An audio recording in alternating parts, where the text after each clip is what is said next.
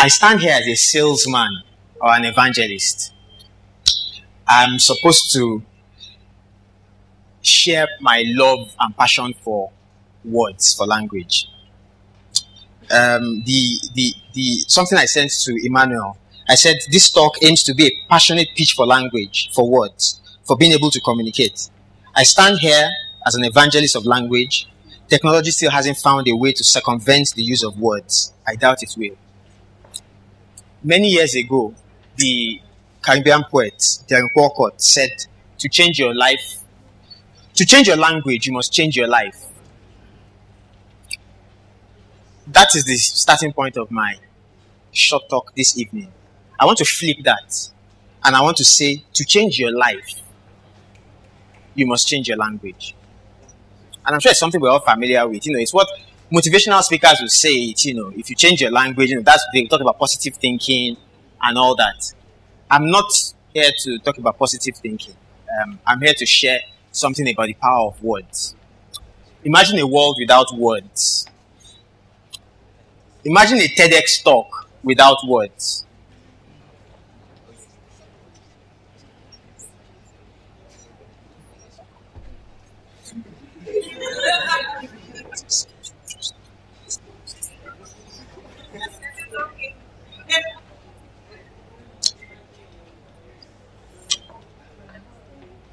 Even when we want to talk about pictures, what do we say? We say a picture is worth 1,000 words.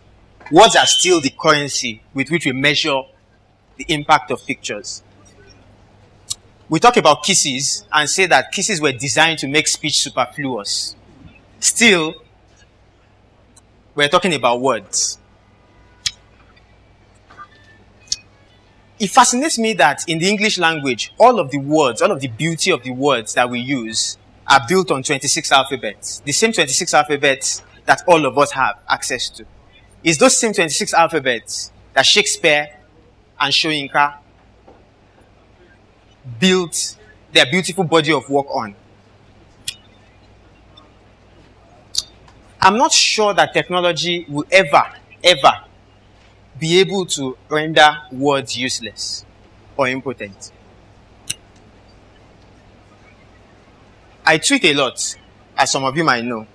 And for me, it's an opportunity to engage my love for words and for language. This poem is a fairly old poem of mine. It's titled Text. My head swarms with words held against their will. I, conman of text, inventor of pretext, mistress and gentle murderer of context. I'm slave master, an equal opportunity misspeller. Mindful that while words may sometimes be misunderstood, they should never be misplaced. Never allowed out of sight, for out of sight is out of meaning. Slaves making love in master bedrooms, cackling in the corridors of power, and then, inevitably, piling up onto the boats that brought them here, headed for the past. Dark continents where syntax is taxed, where silence is lent forcefully, always to sense, but never nonsense. I'm tempted to say words are all we have. Unfortunately, that's not exactly true. Dancers have come up here, Tosin sings, so I can't convince you that words are all we have. But I think that words are powerful. Words are sometimes all that we have. To change your life, you must change your language.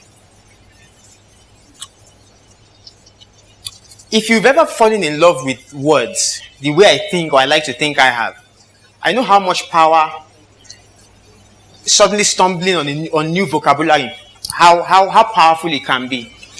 When you hear the word, I was speaking with a friend a couple of weeks ago she works in oil and gas. So I was looking at the document that had the word, downtime. When oil and gas machinery goes down, has some downtime of sorts. And it just dawned on me how easily you can take that word downtime, clear away the oil and gas affiliations of it, and make it mean any other thing that you want. Downtime can be for, that time in your life when you are not feeling particularly energetic. I mean, that's how words, and that's why I say that my head sums with words held against their will. I am a slave master. Words are my slaves. Somehow, I hope that I can make you start to think of words as potential slaves for you to do anything you want to do with them. If you go on Facebook or on Twitter, you see what young people our age, you see how they use words, and it makes me sad. It makes me sad. So you see entire lines of text that don't mean anything because people have lost a certain connection with words and with language. And it doesn't matter. It's not because text SMSs only allow 160 characters or Twitter allows only 140. If you've seen what TEDxIfe does on Twitter, then you know that it's not about how many words that you have. When our dear President Jonathan launched his book, in quotes, his Facebook book, you should look at the comments in that book. That stands as a snapshot of a generation that has lost, I think, almost completely their connection with language, their connection with words. English is the language we speak here. The moment you stop being able to communicate in English, then I think you might as well cease to exist. And it's why I'm tempted to say that sometimes words are all that we have. I'm not asking all of us to become Wole Soyinkas or to become Shakespeare's. Even though, from the number of love poems that sound like Shakespeare, there's so many people who you think want to be like Shakespeare. But we don't all have to be like Wole Soyinka. We don't all have to be like Shakespeare. We don't all have to create words or lines that people would talk about 50, 60 years down the line. I want us to go back to the past. Go back to your childhood. Go back to when words had a certain connection. Peter Piper picked a peck of pickled pepper. Peck of pickled pepper Peter Piper picked. If Peter Piper picked a peck of pickled pepper, where's the peck of pickled pepper Peter Piper picked? At the level of a child, that is words. It doesn't exactly mean anything. But I'm hoping that we can use this to get a sense of what it is to be in love with words, to have succumbed to the power of words. The Bible has lots of beautiful passages. Shakespeare has beautiful lines. T.S. Eliot has beautiful lines. But then, as I say, we don't all have to be poets. It's about thinking of yourself as a slave master of words. That they are here to do your will. Words are here to connect us to one another. And as technology expands, the opportunities for communication are going to expand. So if you think that we are not going to be needing words anytime soon, I doubt that is going to be the case. When Twitter came, it gave us only 140 characters, yeah? But then it gave us an opportunity then to speak more often. I've tweeted about 40,000 times in my life, according to Twitter statistics. That's 40,000 times that I have combined words and pushed out. 20 years ago, how would I have done that? Statistics, I saw a research that came out a couple of years ago in the US. It was quite controversial. It said men use 7,000 words on the average a day. 7,000 words. Women, just 20,000. And that's the US, So if you're talking about Nigeria, I'm thinking that, you might have to, do, like times 2, times 4. But then, a few years later, another piece of research came out that debunked that and said that, men and women are actually almost equal. And that, in a day we'll speak, each of us would use about 16,000 words. That's 16,000 words I mean, even if we wanted to sort of play that down, 10,000 words in a day, and you think words are not important. That's how important they are to our lives, to our existence. If you cannot fall in love or see the importance of those 10,000 words that you utter day in, day out, if you cannot value those 10,000 words that you use to communicate, then I think there's a problem. I don't know when I first fell in love with words, but I know that it must have been as a kid. Bible stories, those. That's how all of us started to think that the apple was responsible for the fall of Adam and Eve, and that Abel was a yam farmer. Because I think one of the ones I had, had yams. One of them farmed yams and all that. And we never actually forget those things. But yeah, that's how, and all my life, until now, I have done many things. I studied pharmacy at the University of Ibadan. I've worked in consulting, I worked in Accenture, I worked in Visaphone.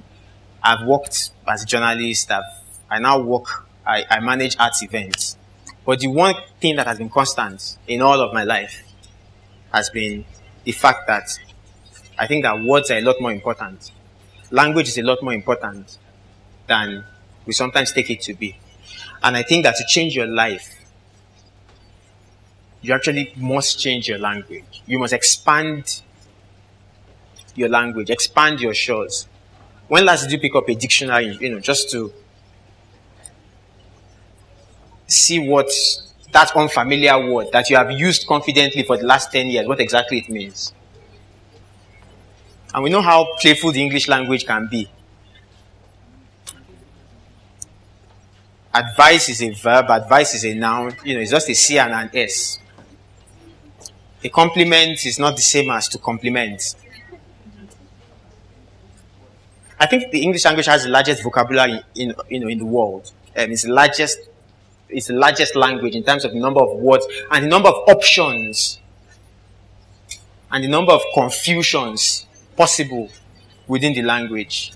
It's and it is. That is the mortal sin of the Facebook generation.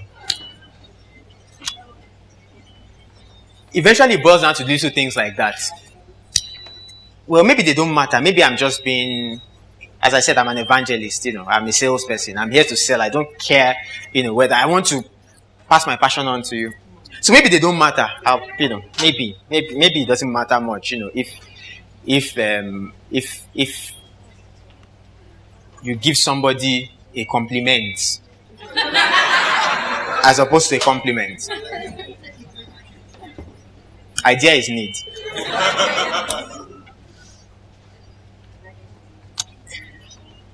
I want us all to live here, whoever. I should do an altar call now. Actually, I think that's what I should do. Ask anybody who has misused, misutilized, murdered, mismanaged, embezzled words to stand up, and put your hand on your chest and say after me. But you don't exactly have to. You don't have to. It's just me standing here, just saying that, all my life I've kind of loved words, and it's what I think I do and I enjoy doing, in all sorts of forms, in journalism, in poems, in fiction, in tweets, many of which don't make sense. Sometimes it's just an attempt to continue to engage that playfulness with words. To change your life, you must change your language. You must change your words. You must expand your coast. You must dig deep into other fields of vocabulary. You must become ambitious. To change your life, you must change your language. Thank you.